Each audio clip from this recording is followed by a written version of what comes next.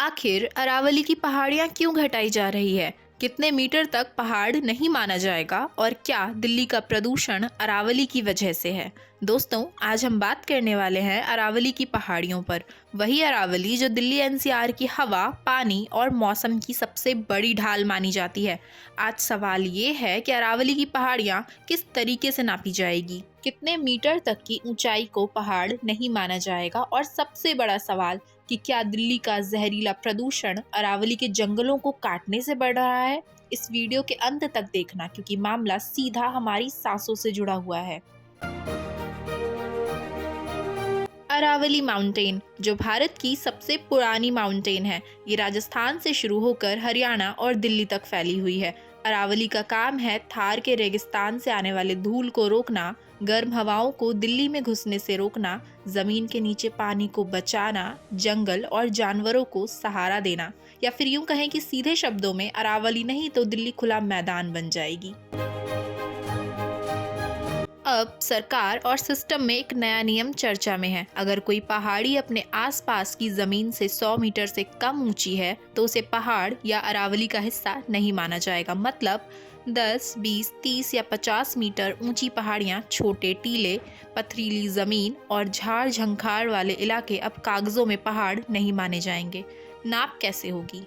Satellite image, drone survey या फिर जमीन की औसत ऊंचाई से तुलना करके।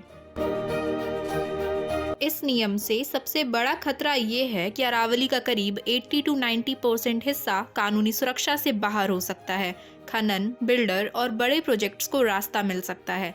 जंगल, झाड़ियां और खुले मैदान खत्म हो सकते हैं। यानी कि पहाड़ तो रहेगा, पर सरकार की नज़र में वो पहाड़ नहीं होगा। तो क्या अरावली की वजह से दिल्ली में प्रदूषण हो रहा है? नहीं, ये बहुत बड़ा भ्रम है। अरावली प्रदूषण की वजह नहीं है, अरावली प्रदूषण को रोकने की दीवार है। तो आखिर अरावली मदद कैसे करती है? जैसे कि धूल और रेत को रोकती है, PM 2.5 और PM 10 कणों को पकड़ते हैं, हवा की दिशा और रफ्तार को संतुलित करती है। अगर अरावली कमजोर होगी तो रेगिस्तान की धूल सीधे दिल्ली आएगी, AQI और खराब होगा, सांस, दमा, दिल की बीमारियां बढ़ेंगी। तो जंगल कटे तो दिल्ली का क्या होगा, यही सोचते हो ना? अरावली के जंगल सिर्फ पेड़ नहीं है, वही जंगल हवा को साफ करते हैं, वही गर्मी को कंट्रोल करते हैं, बारिश और पानी को बचाते हैं। जंगल हटे तो धूल के तूफान बढ़ेंगे, तापमान और गर्मी बढ़ेगी, दिल्ली गैस चैम्बर बनती चली जाएगी। सवाल ये नहीं है कि विकास हो या नहीं, सवाल ये है कि क्या विकास के नाम पर प्राकृतिक सुरक्षा दीवार तोड़ दी जाए। क्या पहाड़ सिर्फ मीटर से तय होंगे या उनके असर से?